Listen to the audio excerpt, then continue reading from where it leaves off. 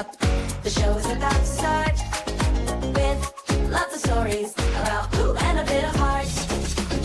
When it comes to Joanne, no, you won't find no faults. But if you mess with the bull, you might get the Schultz. It's time for Mornin'. It's Morning with Bill and Joe.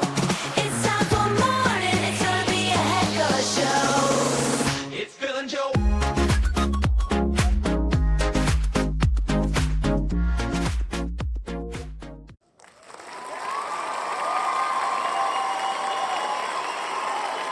Thank you. Thank you. Always such a warm reception.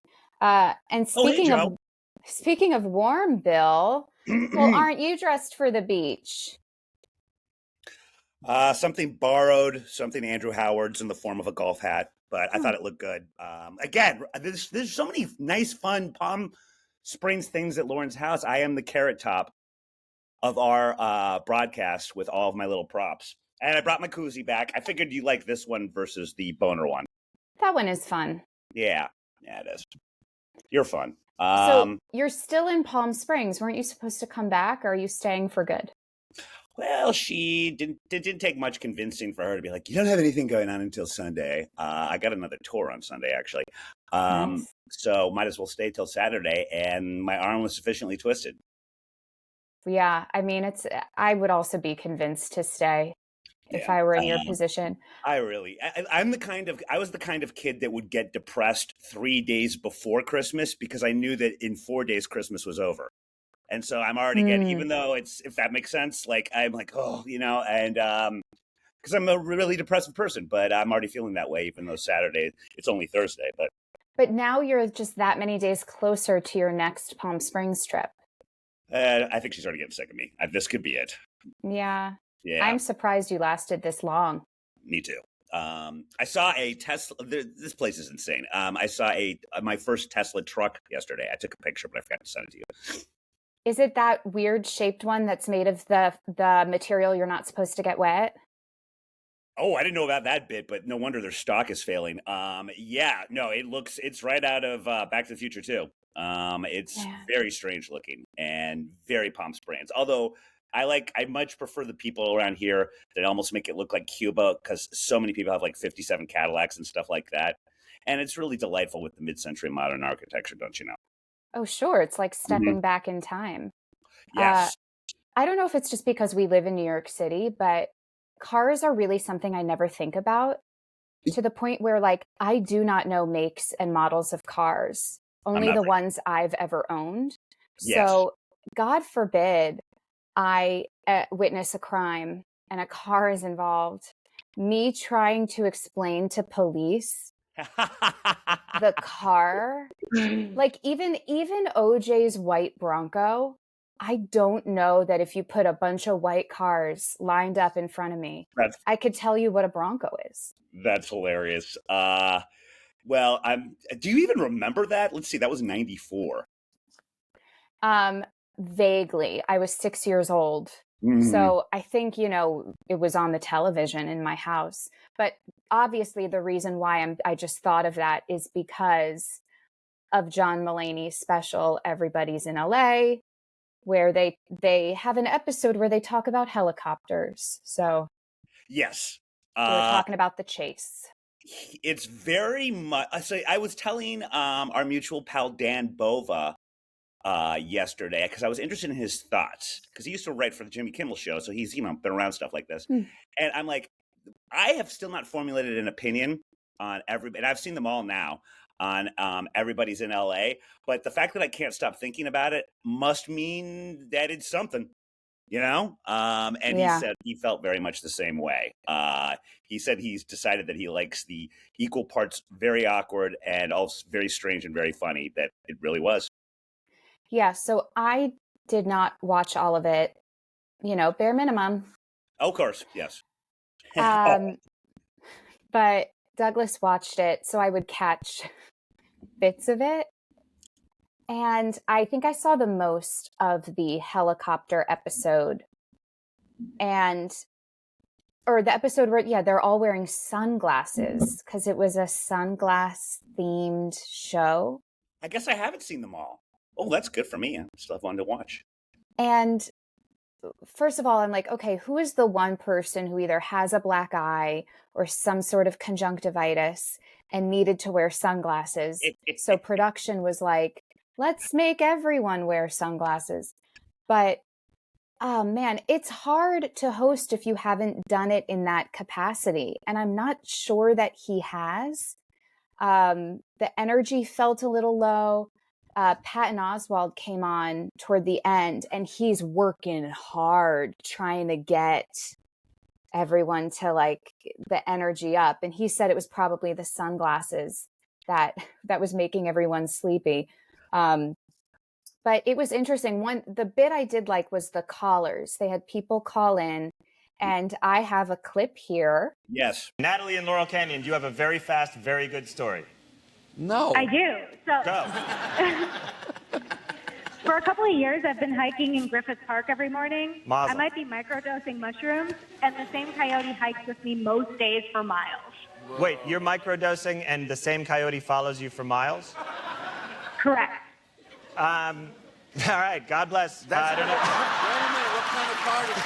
So yeah, he was just essentially not hanging up on people, but clipping convos short and usually asking at the end, what kind of car do you drive? And then just shutting the call off, which, you know, is humorous. It's a bit, but what other takeaways did you have? He's very much like my dad in some respects. Like, he's moved to LA. He finds certain things that he's fascinated about that are uniquely LA, although, as we've already discussed, coyotes are not one of them. We have them in New York too.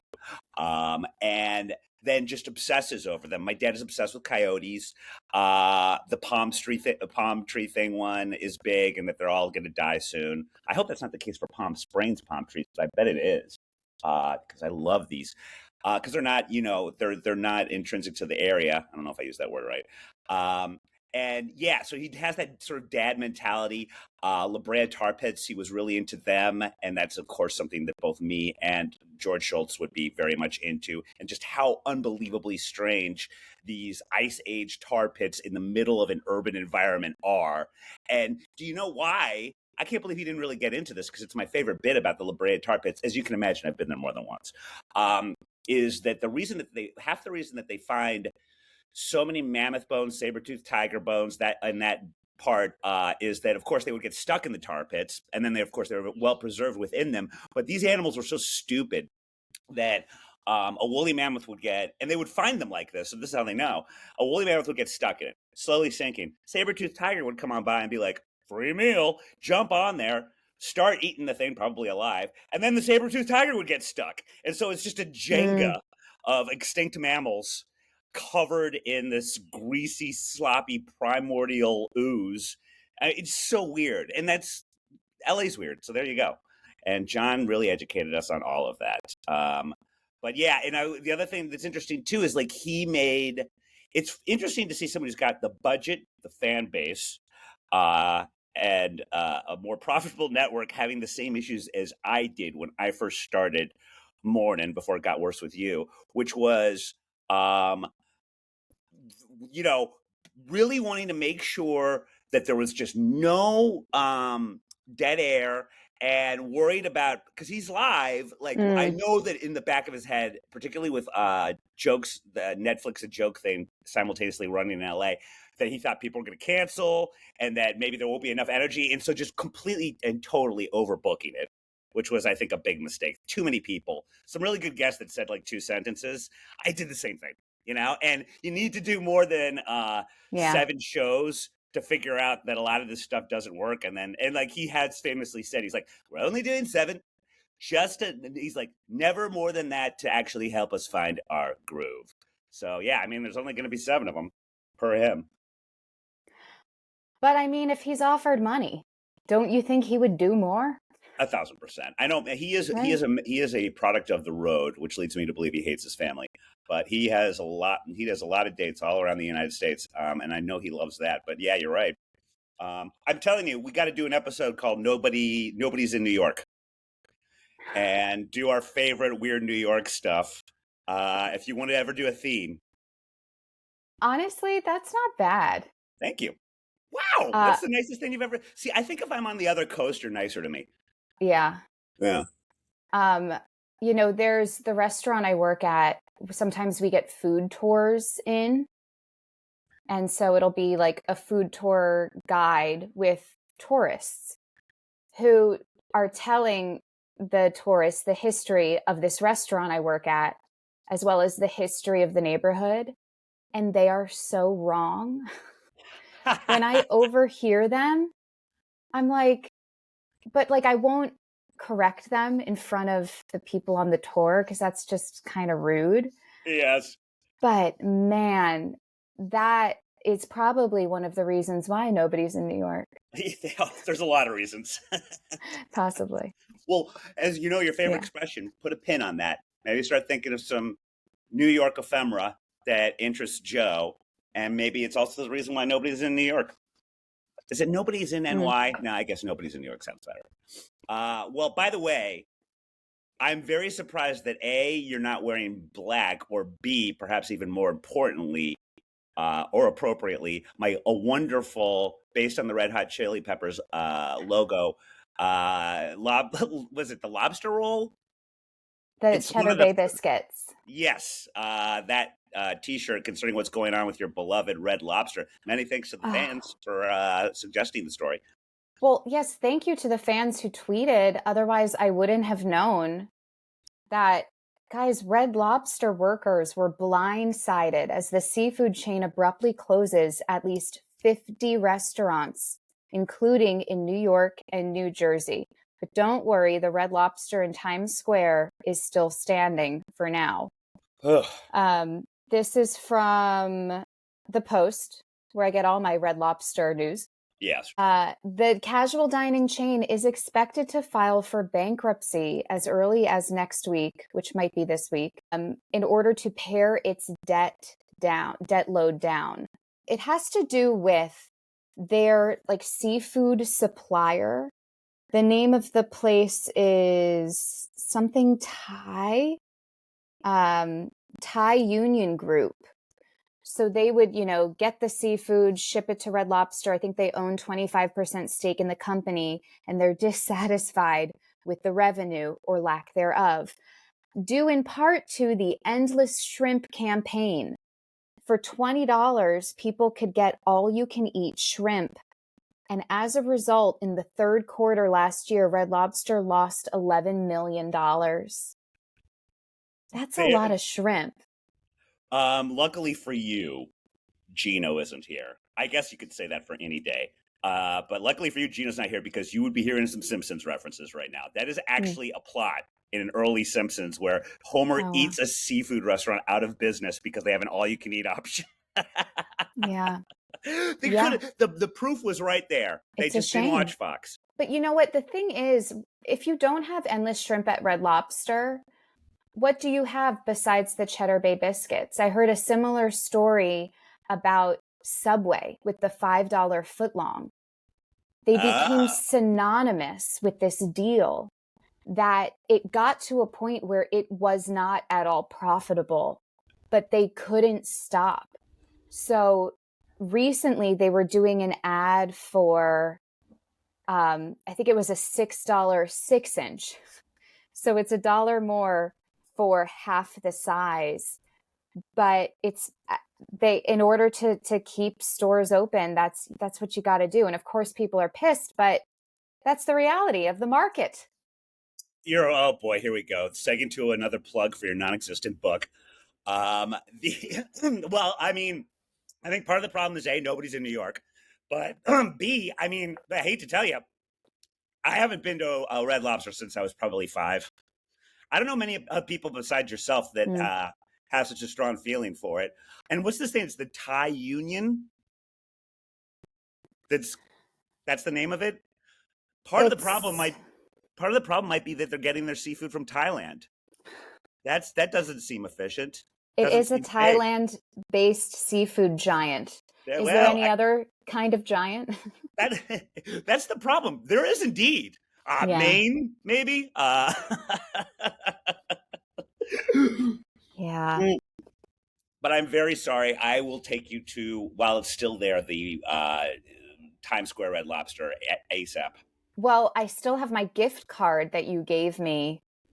I can't remember how long ago. You better use that.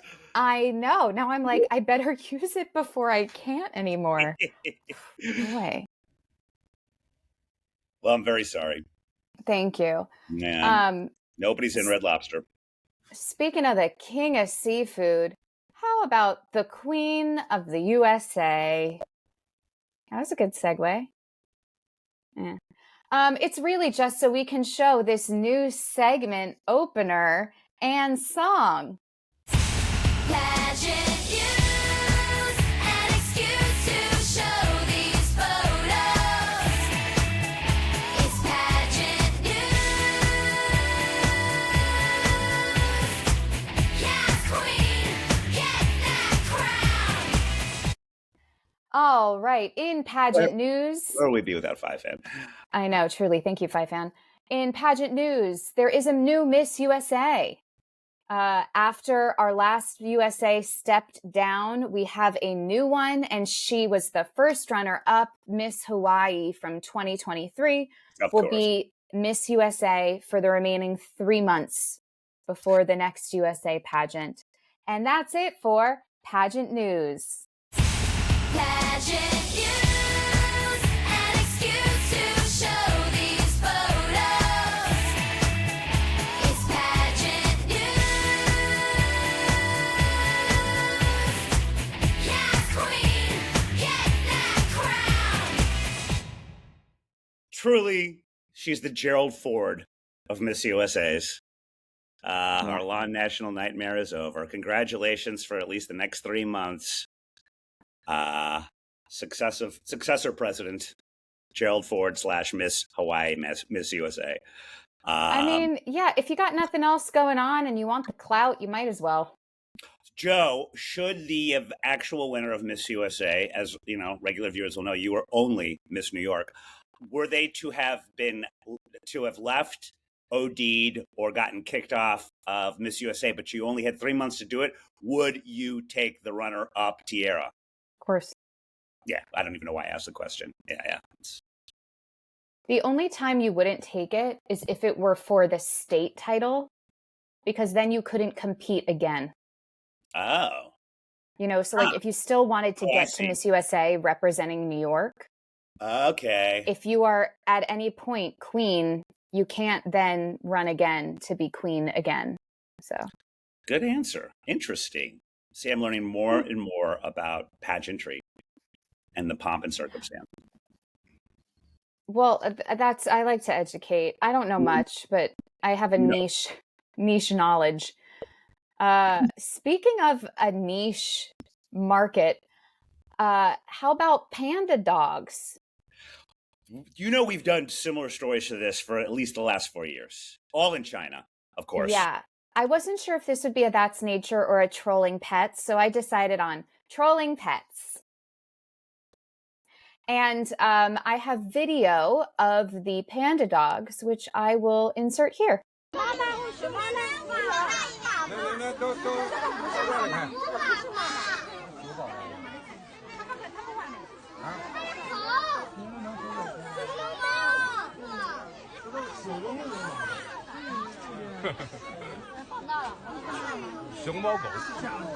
Never a more literal name has there been, although they're more dog than panda. Mm-hmm. How insulting. Adorable. Boy, China thinks so little of its citizenry to think that they could constantly fool them with these things. We've done stories where they've had white horses that they paint stripes on and say are zebras. There's a big one that I'm missing. Oh, well, there was the is it or is it not a bear or a dude in a bear suit controversy. Many like this. First of all, pandas are from China, so I don't see where the run is. These are not the Red Lobsters of animals. There are many of them, and just the government and the higher ups that run Big Zoo in China just think everyone is a moron there. Not think highly of the citizenry. Apparently, though, they did label the area as Panda Dogs. Yes, I think they were trying to sell Panda Dogs as a thing. Yeah. I mean, they're so cute though. They dyed the fur or hair. What do you call it on a dog? Well, this is a panda dog, so it could be something completely different. Yeah. Not your regular Um, dog. Hybrid panda. the zoo stresses that the dye used is non-toxic. The fact that they have to stress that is what's really kind of sad. Going in here, yeah, so I could sit down. I think that while I have more faith in China than the government does, but I do feel like that they would have fooled you. You would have been there and been like, "Huh, I can't even picture a panda mating with a dog," but there it is. No one would ever fool me. Well, yeah, and I also wouldn't be offended because love is love. And if a panda and a dog fall in love and want to express that love physically, who am I to judge? I will judge. It's against God and man. Mm. But yeah, so there you go. Score another one for creative broke zoologists in China. Trying to get the tourists to come. Yeah, would there be an attraction bill that even if it sounds too good to be true, you might just want to check it out anyway, just in case it's real? I feel like I would get fooled by a time machine. Because God knows I do want to go back to around the 80s. And we've seen stories of that guy that's trying to convince everyone in his backyard that he had a time machine in his backyard and it was just a shed. That's something that might fool me, just because I want it to be true. Yeah, or I feel like if someone said that they had like woolly bones or something, you would want to see it. I wish I owned them, or megalodon tooth, all of that stuff. Oh, it'd be so great. But well done, China. Or maybe not well done, because everyone saw through your horrible, horrible scam. I'm on the fence. Should have had that one ready. Oh, wait, I can insert it. Well, I'm just sitting on the fence. Ow! You can say I've got no sense. Oh, no! Trying to make up my mind really is too horrifying. Too deep. So I'm sitting on the fence. Bill likes it way too much. Oh, gosh, Bill, you sitting on that fence really hurts your butt. Yeah, bleeding for eagle-eyed viewers. But see, what's worse, me bleeding or the fact that you're not bleeding? It's like you've been on that fence a couple times before. You really? I'm a lady. I know how to sit on a fence. It's like side saddle on a horse. Yes. I never really thought about that until recently, what the purpose of that was, but I think now I kind of get it.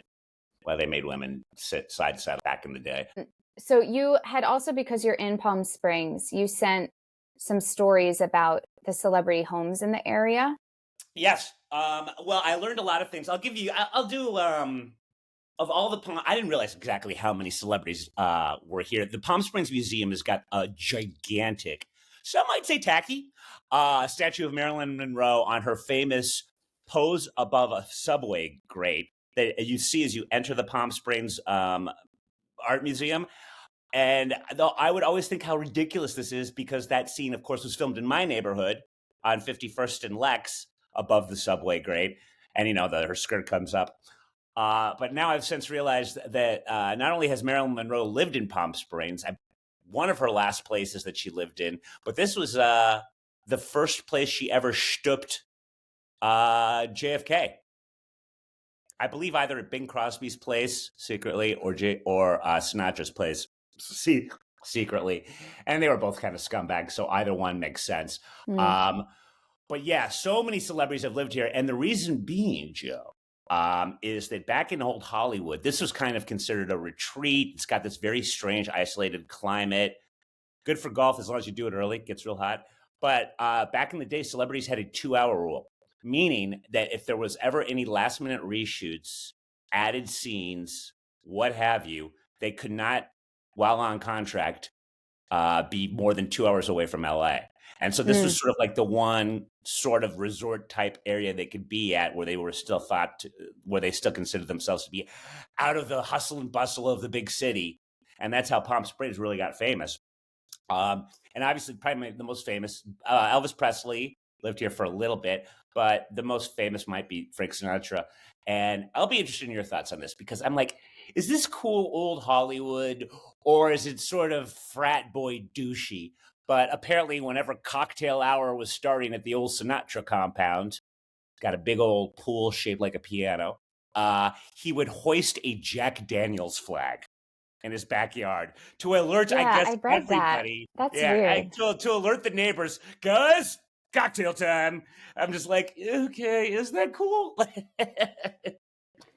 Well, I think it's so interesting how I feel like in this country, we don't care a ton about history unless it's celebrity history. So it's like Sinatra's house, the house that Elvis stayed in for not very long, are now like shrines to these celebrities that no one's going to Seriously. touch or Yeah. demolish. Any They place become Elvis goes to, even museums. if it's almost like George Washington. If Elvis slept here, there's a shrine. So But yeah, it's a lot of weird. that. Yeah. Yeah. But a lot of these places still exist and look a lot like they did back then. A lot of like nefarious things went down at the seemingly innocuously titled Racket Club. But yeah, just a huge amount of celebrities. Sonny Bono was famously the mayor here for quite some time. R.I.P. So I've enjoyed a lot of that. Haven't bought a Jack Daniels flag yet. Never been a huge fan of Jack to begin with. But as douchey as I am, I don't know if I would ever do that. Guys, it's cocktail hour. No, you're not invited. I just thought you should know. That's essentially what he was doing. So you say you're not that far from the Sinatra house, right? Yes, for walking distance, about 2.5 miles. He had two places here. The one with the douchey Jack Daniels flag was his first home. And and the other thing in that home is that there's a mirror in the bathroom, and apparently, God, I forget the name of the actress. One of the more fiery ones that he dated. She just moved in with him, and they got into a huge fight. And he threw a champagne bottle at her. She ducked, and it hit the sink in the bathroom, and that like the little damage there is still in the sink. So lots of little nuggets like that show what a crazy time it was at the Sinatra compound. Do you think that there will be another like area around here that will be like the next Palm Springs? I'm assuming that the 2-hour law doesn't apply anymore, but it's a good. Is it just me and my occasional watches of Bravo? Is the Valley somehow become cool now? I was always under the impression that the Valley was never cool, but I'm wondering if it is becoming a hot spot now. Yeah, no, I think it's like when New Yorkers start a family and then they move to Hoboken, New Jersey. So it's sort of like, we have a family now. We need something that is a little more low key, but still close to things. So I think that's it. That makes sense. But yeah, I don't know the West Coast enough to know. But yeah, to me, it's like Palm Springs. It's like a New Yorker might as well live like by the Jersey Shore. It's like that to me is pretty comparable. It's like the Atlantic Ocean, is nice and away from the city, but it's still about 2 hours away. Every Palm Springer or Palm Swinger, every Palm Swinger would flinch and hate you for that comparison. They find this place far more classy than the Jersey Shore, but I'm more a Jersey Shore guy. I have to say, I don't really fit in here. All right, well, good for them. Bill, why don't you tell us about plug your walking tour and tell us about Sunday. Sunday, I have to come back for that. A very intimate tour, boutique. Those are cool, fancy words for small. Pretty much going to be covering the same territory. Hopefully, more bars this time around. Since the last one I did was for my guest or my host, Lawrence Vaughn, and we only got to 2. Joe DeRosa doesn't really count history-wise. His place. So hopefully we'll mark off a lot of those. I'm hoping the entrepreneur story about all things walking tour, and it's going to be fascinating. It's coming out today or tomorrow. Fingers crossed. Joe, are you finally going to use your Red Lobster card? Yeah, soon, hopefully. Yeah, I I have to go to Times Square, which is hard emotionally. You know what? People in it is hard emotionally. I would actually rather go to Queens than Times Square. Well, so that's about it from my end. What do you got? Oh, you know what I'm doing? I have been looking into becoming a narrator for books on tape Ooh, that could be lucrative. because I like reading out loud.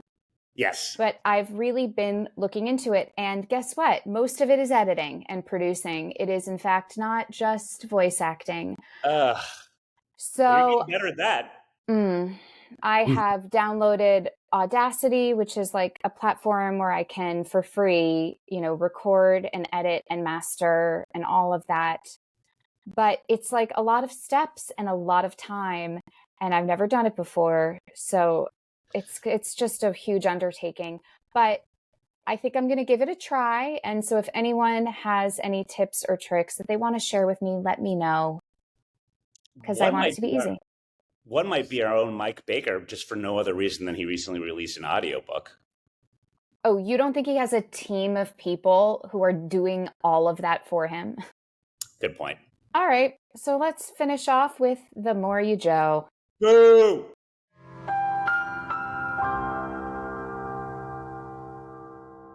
Oh, wait, actually, you know what I added? I added some new sounds. Boo.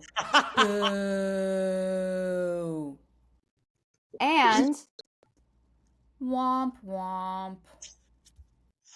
Happy you never felt the need to use them today. I know. I was looking for opportunities, but I couldn't really find them. So I guess that's The More You Joe. There's more Joe. That's great. I feel happy and privileged that I did not get a wah-wah or a boo once. Yeah. Pretty awesome. Well, there's always next week. Thank you. I'll unfortunately be back. So we're And hopefully next week we might have our first guest, maybe. Oh, yes. Maybe we'll tease that a little bit. I like it. Maybe. We'll see. All right. Bye, y'all.